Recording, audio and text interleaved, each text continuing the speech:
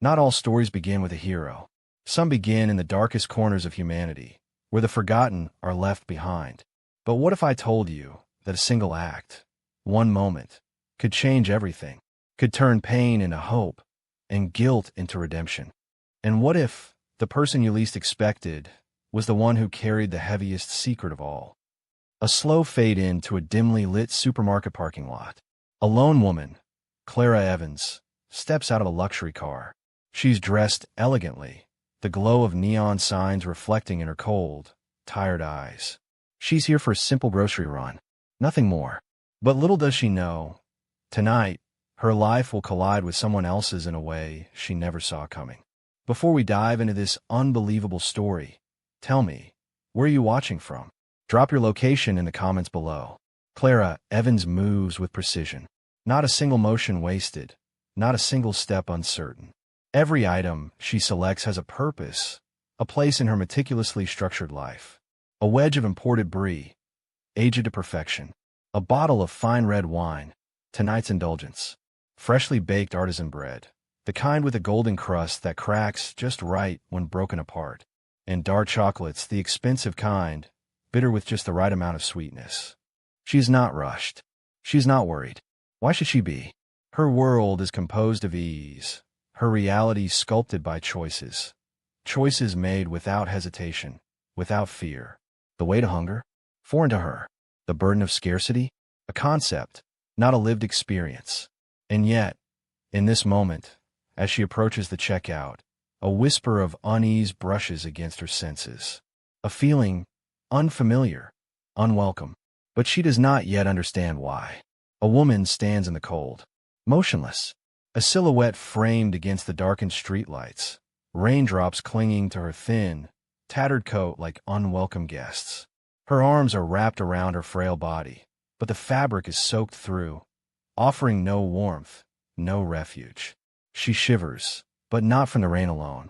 Hunger gnaws at her bones, carving shadows into her cheeks, hollowing the space beneath her weary eyes. Eyes that do not move, do not wander. They remain fixed, locked onto the food inside, onto the life she is barred from, separated by nothing but a thin pane of glass. There is no desperation in her stance, no wild, erratic pleading, just a silent, aching stare, a hunger that is not just physical, but something deeper, something breaking. Clara exhales, slow, controlled, and yet something within her stirs. This isn't the first time she has seen a homeless person. No, she's passed by them on sidewalks, stepped over them in alleyways, pulled her coat tighter, and quickened her pace to avoid their outstretched hands. She has learned, as so many do, that it is easier not to look too closely, easier to forget.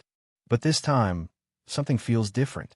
The air around her is heavier, thick with something unspoken, a question she does not want to ask herself. Why does this woman unsettle her? She tells herself it is the rain, the way it clings to the woman's skin, making her appear more fragile, more real. She tells herself it is the way those hollow eyes seem to pierce through the glass, through the layers of comfort and security Clara has built around herself. Or maybe it is something else, something deeper, something buried, a memory she cannot quite reach, a moment she cannot yet name. The cashier shifts, barely sparing a glance at the woman outside before speaking, her voice flat, uninterested, used to this sort of thing. She's been standing there all day, begging. People just ignore her. A simple statement, a fact, nothing more, said without malice, without sympathy. The kind of comment that acknowledges suffering without truly seeing it. Clara swallows. Something twists in her chest, unfamiliar and unwelcome. A flicker of something she refuses to call guilt. She could look away. That is what everyone else has done. That is what she has done before. But the longer she stands there, the heavier it feels. The weight of absence, of disregard. The weight of a world that has turned its back on a woman standing in the rain. A woman who waits and waits for something, anything, that will not come. The cashier hands Clara her bag. A smooth transaction. A simple exchange. Another moment that should have passed without consequence. But Clara hesitates. She stands there, her fingers tightening around the handle of her bag. She should leave. She should walk past the doors, step into her car, and drive away, just as she has done so many times before, just as everyone else has done today. But for the first time in a long time, she doesn't move. Her heart is beating too fast. Why? Why does this feel so wrong? She doesn't owe this woman anything. She doesn't even know her. And yet, somewhere in the deepest recess of her mind, a voice, soft, trembling, insistent, whispers, "Do something." Her lips part. A breath catches in her throat. But then, the thought, abrupt, harsh, shoves its way forward, crushing whatever moment of hesitation had dared to surface. Not my problem. And just like that, she turns away. Clara moves quickly, her arms tightening around the heavy bags as she walks toward her car. The uneasy feeling from earlier still clings to her, an invisible weight pressing against her chest. She wants to shake it off, to forget. But fate is not so kind tonight. A voice, small, fragile, and trembling, breaks through the rain. "Please, just something to eat."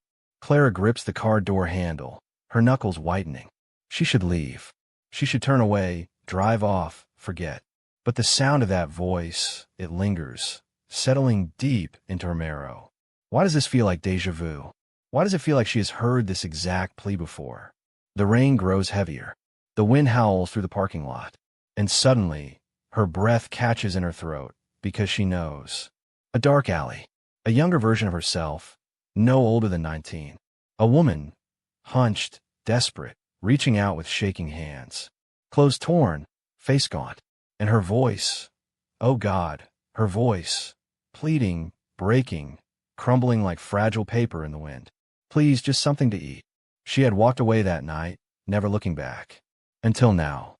The memory rips Clara from the present, leaving her breathless, unsteady. Her fingers tremble against the cold metal of her car. She blinks, her eyes darting to Martha's face, to the hollowed cheeks, the hunger-stricken eyes. Is it her? Is this the same woman? No, it couldn't be. That was years ago. That woman had been older. This one, she is different, isn't she? For the first time in her life, Clara is trapped, not by walls, not by locks, but by the weight of her own conscience. The past has curled its cold fingers around her wrist, whispering that this time, there is no escape. This time, she must choose differently. Her breath is shallow. Her heartbeat pounds in her ears. Her mind screams at her to leave, to pretend she didn't hear, to repeat history. But she can't. Without a word, Clara reaches into one of her bags. She pulls out a loaf of bread, a small carton of milk, a bar of chocolate, the expensive kind. She hesitates for only a second before stepping forward, holding the bag out to Martha. Clara's breath falters. Her vision blurs. The world tilts. It can't be. But it is. Clara's world fractures like glass beneath a hammer. The past is no longer distant. It is standing in front of her, staring back at her with hollow eyes. The woman she left in that alley all those years ago. The woman she ignored, abandoned, left to fate's cruel hands. She is here. She is alive. And she remembers. Clara's voice barely escapes her lips, weak, uncertain. Who are you? You don't remember me, do you? The question is laced with something raw, something broken. It is not just a question. It is a wound being reopened, a past being rewritten in real time. And Clara, she cannot breathe. Her mind races, searching, clawing at the edges of memory. But she doesn't need to search long. The answer is already there, lurking beneath the surface, waiting to be acknowledged. No. It can't be. Please, just something to eat. Clara had stopped. Just like now. She had felt the discomfort coil in her stomach, the unspoken guilt pressing against her ribs. But she had ignored it. She had turned away, convincing herself it wasn't her problem, that someone else would help, that she had no obligation to a stranger. And she had left. She had walked away, disappearing into the warmth of her privileged world, leaving that woman to fend for herself in the unforgiving night. And now, years later, that same woman stands before her once more. The memory dissolves like smoke, and Clara is back in the present, back in the cold, back in the rain, back in the aftermath of her choices. Her stomach twists violently. Her legs feel unsteady beneath her. And the weight, the crushing, unbearable weight, presses harder against her chest. She looks at Martha now, really looks at her. The sunken cheeks, the familiar eyes, the scar on her wrist, the pain woven into the lines of her face. And she gasps. Oh my God. Her vision blurs with the sting of unshed tears. It's her. It was always her. Clara stumbles back, her breath ragged, her pulse a thunderous roar in her ears. This isn't coincidence. This isn't just another moment. This is fate. This is consequence. This is the universe refusing to let her forget, refusing to let her escape what she had done. She had ignored Martha once before, left her to suffer, and now, fate had given her a second chance. But is it too late? Her chest tightens. The walls of her past close in around her. And for the first time in her life, Clara realizes that the pain she had ignored had never disappeared. It had simply waited. And now, it was here, demanding to be faced. The first tear slips down Clara's cheek, and then another, until the dam she had built, the indifference she had once wrapped herself in, collapses entirely. Her voice breaks as she speaks. Shaky, small, so filled with regret it barely holds its shape. I am so sorry. Her hands tremble as she clutches the bag of food tighter. But food isn't enough. Food can't erase the years of suffering. Food can't rewrite history. Nothing can. But maybe, just maybe she can do something different this time. Maybe she can choose to stay. The rain has stopped. The world outside remains dark, cold, indifferent. But here, between these two women, bound by fate, by pain, by an unspoken understanding, something shifts. Something unseen, yet deeply felt. A moment suspended in time, where past and present intertwine, where a decision must be made. A choice that will change everything forever. Clara stands frozen. The weight of the past crushes her chest, an unbearable pressure that leaves her breathless. The grocery bag still dangles from her fingertips, but suddenly, it feels insignificant, because this moment, this decision, is bigger than a meal, bigger than charity, bigger than guilt. It's about something deeper, something far more terrifying. Redemption. Her eyes search Martha's face. The hollowed cheeks, the trembling lips, the exhaustion written into every fragile movement. But beyond all of that, the scars. Not just the one on her wrist, but the ones hidden beneath her skin, the ones carved into her soul by years of suffering, of neglect, of being invisible. How many times had people passed her by? How many times had someone looked right at her and chosen to pretend she wasn't there? Clara had been one of them once, but she could not be one of them now. With a deep, shuddering breath, Clara does something she never thought she would do. She doesn't just hand Martha the bag of food. She reaches out, slowly, gently, and takes Martha's trembling hand in hers. "Come with me," she whispers. Martha flinches, startled. Her tired eyes dart to Clara's, searching for the catch, for the conditions, for the inevitable moment when kindness turns into cruelty, when promises shatter into disappointment. She has lived a lifetime of false hope. She does not trust easily. And why should she? But Clara doesn't let go. Her grip is firm, steady, a promise in itself. "Please," she adds, her voice raw, "let me help you." And for the first time in a long, long time, someone doesn't turn Martha away. Someone doesn't dismiss her, doesn't look through her, as if she were nothing more than a shadow. For the first time, someone sees her. The warmth of the supermarket washes over them as Clara leads Martha inside. The bright fluorescent lights cast a stark contrast against the night's darkness, illuminating the moment as if fate itself had placed a spotlight upon them. Other shoppers glance up, their expressions ranging from curiosity to quiet judgment. A homeless woman inside?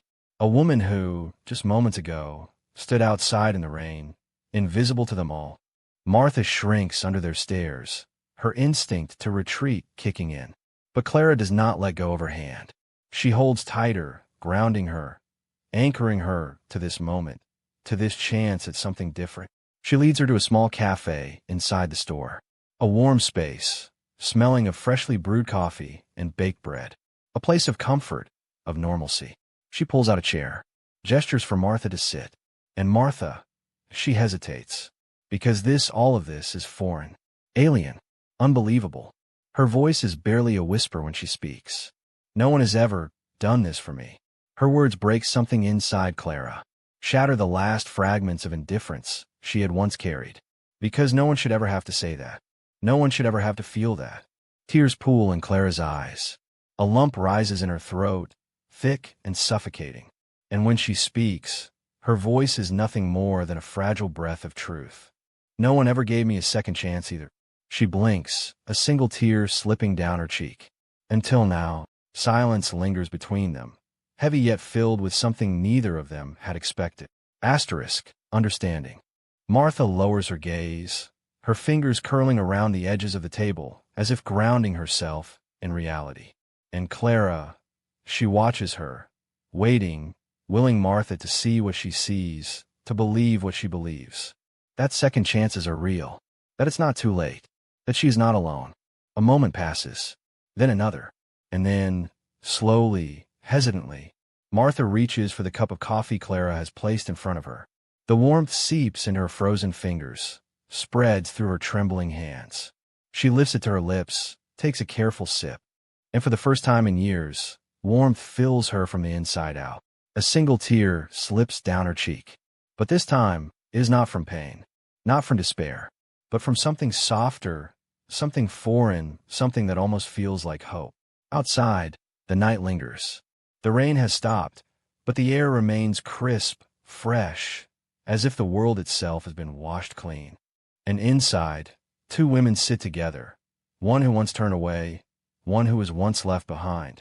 But now, they are here, together, in the warmth, in the light, in a place where, maybe, the past can be forgiven, where, maybe, the future can begin anew. The past has not been erased. It never will be. The scars remain, but they are no longer wounds. They are reminders. Reminders that choices matter, that kindness is powerful, that a moment, just a single moment, can change a life forever. Clara breathes deeply, her heart lighter than it has been in years. And for the first time, she does not feel the weight of regret. Instead, she feels something else entirely. Hope. The soft hum of the world outside fades. The city is still awake. Cars passing, neon lights flickering, people moving through their lives, unaware of the moment unfolding within these four walls. But here, in this quiet corner of Clara's home, time feels suspended, slowed, measured not by minutes, but by the unspoken emotions filling the space between two souls forever changed. Martha sits at the table, clean, warm, safe. A simple meal before her, nothing extravagant. But to her, it might as well be a feast. Her hands shake as she lifts a spoon, as if her mind still cannot accept that this is real, that at any moment, it might all disappear like a cruel dream. Clara watches, her own emotions tangled in the silence. She expected to feel relief, but instead, she feels something else, something heavier, something rawer. The weight of understanding, of knowing that a single moment, a single choice, can either break or rebuild a life. Oh, sometimes, the people we ignore today are the same ones we might need tomorrow. Her own words linger in the air, as much for herself as they are for the woman across from her. She swallows the lump in her throat, her voice steady but carrying the weight of years. Years of choices, years of lessons learned too late. And sometimes the greatest redemption isn't in what we do for ourselves, but in what we do for others. What would you have done? Would you have walked away or stayed? Let us know in the comments below. And if this story touched you, don't forget to like, subscribe, and share. Because sometimes a single act of kindness changes everything.